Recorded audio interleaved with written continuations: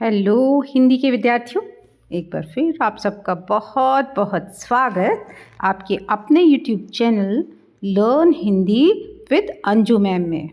बच्चों, हम लोग पढ़ रहे हैं हिंदी व्याकरण और ये हिंदी व्याकरण कक्षा 9, कक्षा 8, कक्षा 7, कक्षा 10, 11, 12 और प्रतियोगी परीक्षा देने वाले भी सभी बच्चों के लिए बहुत ही लाभदायक है। तो हम लोग इसे पढ़ते जा रहे हैं और आज जो हम पढ़ रहे हैं वो है शब्दों का वर्गीकरण। पिछले 2 वीडियो में हमने इसको पढ़ा था और आज इसी से संबंधित ही तीसरा वीडियो है जिसमें हम लोग ये सारी चीज़ें पढ़ेंगे, ठीक है, जो आपके लिए बहुत ही फ़ायदेमंद होने वाली है। तो चलिए शुरू करते हैं।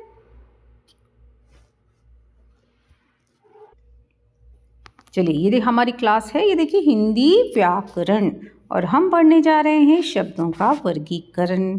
अब मैं बता दूं कि उत्पत्ति अथवा स्रोत के आधार पर शब्दों का जो वर्गीकरण था, जिसमें कि कौन कौन से आते हैं शब्द, तत्सम शब्द, तद्भव शब्द, देशज शब्द और विदेशी शब्द, ये हम लोग पिछले वीडियो में पढ़ चुके हैं।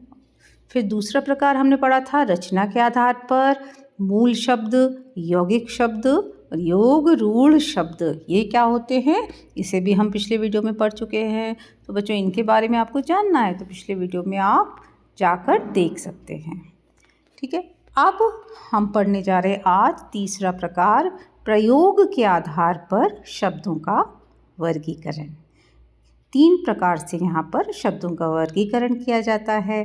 पहला है सामान्य शब्द, दूसरा है तकनीकी शब्द और तीसरा है अर्ध तकनीकी शब्द। चलिए, सबसे पहले देखते हैं सामान्य शब्द।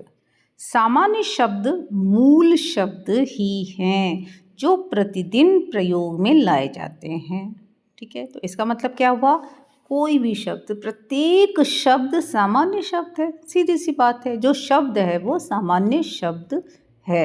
हम अपनी रोज़मर्रा के जीवन में जिन शब्दों का प्रयोग करते हैं वो सारे के सारे सामान्य शब्द हैं। अब मैं जो भी बोल रही हूँ ना, एक वाक्य बोल रही हूँ, इस वाक्य के बीच में जितने भी शब्दों से जुड़कर ये वाक्य बन रहा है वो सभी क्या है बच्चों, सामान्य शब्द हैं। इन शब्दों का प्रयोग समाज के सभी व्यक्ति करते हैं, चाहे वो शिक्षित हो, अशिक्षित हो, स्त्री हो, पुरुष हो, छोटा हो, बड़ा हो, बूढ़ा हो, बच्चा हो, साधारण व्यक्ति हो या शिष्ट या संभ्रांत व्यक्ति हो, सभी करते हैं, ठीक है। जैसे आम, आम एक शब्द है जिससे हमें एक फल का बोध होता है। अब आम अगर कहना है तो सभी करेंगे, पढ़ा लिखा व्यक्ति भी आम बोलेगा, नहीं पढ़ा लिखा है वो भी आम बोलेगा, स्त्री भी बोलेगी, पुरुष भी बोलेगा, बच्चा भी बोलेगा, बूढ़ा भी बोलेगा, साधारण व्यक्ति भी बोलेगा और शिष्ट व्यक्ति भी उसको आम ही बोलेगा, है ना। तो इसलिए ये सामान्य शब्द है। केला इसी तरह से, रोटी, दांत, चलना फिरना, खाना पीना, अच्छा बुरा, यानी कि हर शब्द सामान्य शब्द है। चलिए, अब दूसरे प्रकार पे आते हैं। दूसरा प्रकार है तकनीकी शब्द। अब तकनीकी है ना, जैसा कि शब्द ही आपको बता रहा है कि ये कुछ अलग शब्द होते हैं, कुछ डिफ़िकल्ट शब्द होते हैं, कुछ डिफरेंट शब्द होते हैं, टेक्निकल शब्द होते हैं ना। तकनीकी को हम इंग्लिश में बोलेंगे तो क्या बोलेंगे, टेक्निकल शब्द। जब टेक्निकल शब्द होता है तो उसको समझने के लिए उसको डिफ़ाइन करना पड़ता है। तो ये जो शब्द होते हैं तकनीकी शब्द, किसी विषय विशेष से संबंधित होते हैं। जैसे बैंक, बैंक से संबंधित कोई शब्द, कार्यालय से संबंधित, विज्ञान से संबंधित, कानून से संबंधित। तो यहाँ पर एक विशिष्ट शब्दों का प्रयोग किया जाता है इन सभी क्षेत्रों में, और इन क्षेत्रों में जो प्रयुक्त होने वाले शब्द होते हैं, विषय विशेष में प्रयुक्त होने वाले जो शब्द होते हैं, उन्हें हम तकनीकी शब्द कहते हैं। क्योंकि इन शब्दों के अर्थ आपको कोश में नहीं मिलेंगे, है ना। इन शब्दों के अर्थ चूँकि परिभाषा देकर ही स्पष्ट हो सकते हैं, अतः इन्हें पारिभाषिक शब्द कहते हैं, है ना। मतलब वर्ड टू वर्ड इसका मीनिंग समझना संभव नहीं होता। जब तक आप इसको पूरी डेफिनेशन नहीं पढ़ते हैं तब तक पूरी परिभाषा से इसको समझा जाता है।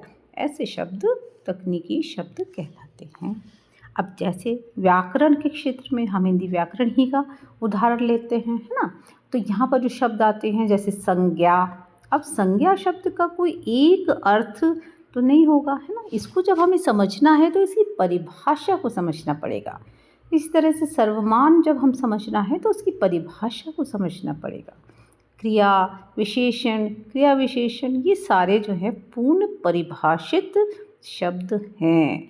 हमें इनको समझने के लिए क्या करना पड़ता है, इनकी परिभाषा को समझना पड़ता है। उदाहरण और देख लेते हैं, चलिए।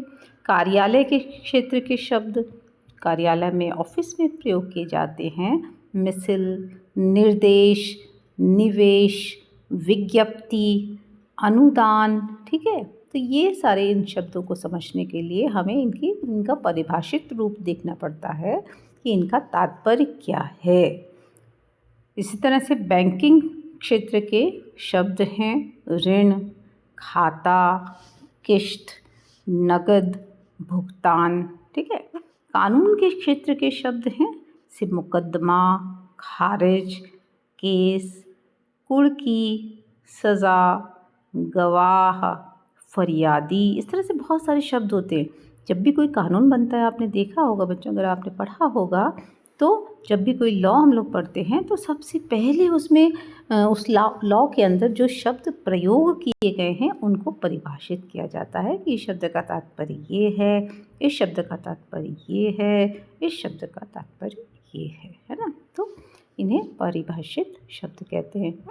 इसी तरह से व्याकरण के क्षेत्र के शब्द, जैसे पहले हमने ऊपर भी देखा था, संज्ञा, विशेषण, अव्यय, पदबंध, उपवाक्य, पद आदि क्या होते हैं, है ना। पद क्या होते हैं ये हम लोग ने भी पिछले वीडियो में पढ़ा हुआ है। अब ये आगे मैं आपको ये सारी चीज़ें भी डिटेल में पढ़ाऊँगी। तो ये व्याकरण के क्षेत्र के शब्द हैं जिन्हें हम परिभाषा के आधार पर समझते हैं। तो ये सारे शब्द कैसे होते हैं, तकनीकी शब्द है, ठीक है। ये देखिए तकनीकी शब्द, सामान्य शब्द हो गए, तकनीकी शब्द हो गए। अब आते हैं हम तीसरे प्रकार पे, ये है अर्ध तकनीकी शब्द। कुछ पारिभाषिक शब्द यानी कि कुछ तकनीकी शब्द, है ना। पारिभाषिक शब्द और तकनीकी शब्द एक ही बात होगी। ऐसे भी होते हैं जिनका प्रयोग अपने विषय क्षेत्र के अलावा सामान्य व्यवहार में भी किया जाता है, ठीक है। जैसे हमने अभी पिछली बार अभी देखा ना, पारिभाषिक शब्द या तकनीकी शब्द जो उस विशिष्ट क्षेत्र में प्रयोग किए जाते हैं और उसकी परिभाषा वहाँ पर होती है। जो अर्ध तकनीकी शब्द होते हैं वो, अर्ध का मतलब आधे तकनीकी, है ना। तो वो तकनीकी शब्द भी हैं तो उन्हें पारिभाषिक शब्द भी कहते हैं और दूसरे क्षेत्र में, सामान्य क्षेत्र में भी उनका प्रयोग किया जा सकता है। सामान्य व्यवहार में भी उनका प्रयोग होता है। दो प्रकार से होता है। अपने विषय क्षेत्र में तो ये अपना निश्चित पारिभाषिक अर्थ बताते हैं, ठीक है। जब ये अपने क्षेत्र में प्रयोग होते हैं तब तो ये क्या बन जाते हैं, तकनीकी शब्द एक तरह से। पर सामान्य व्यवहार में इनका प्रयोग थोड़ा सा शिथिल हो जाता है, थोड़ा हम इसमें दूसरे रूप में इसको प्रयोग कर लेते हैं। जैसे उदाहरण देख लेते हैं तब आपको अच्छी तरह बात समझ में आएगी, है ना। जैसे देखिए चुनाव शब्द है। अब जब राजनीति में चुनाव शब्द का प्रयोग होता है तो इसका अर्थ होता है नेता को चुनना। क्लियर है ना। राजनीति में तो चुनाव का मतलब ये हुआ, इलेक्शन हो रहे हैं, चुनाव हो रहे, भाई चलिए वोट डालेंगे, हम नेता को चुनेंगे, तो नेता को चुनने के अर्थ में लिया जाता है।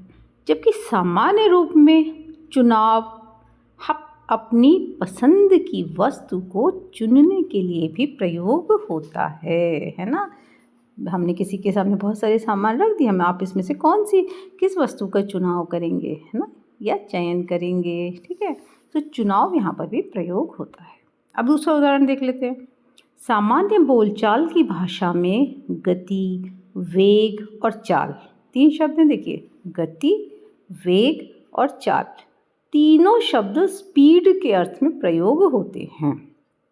सामान्य रूप में हम क्या समझते हैं, भाई किसी की गति कितनी है या स्पीड कितनी है, चाल कैसी है, स्पीड कैसी है, वेग वो भी स्पीड को बताते भाई कि हवा का वेग बहुत तेज है, यानी स्पीड बहुत तेज है ना।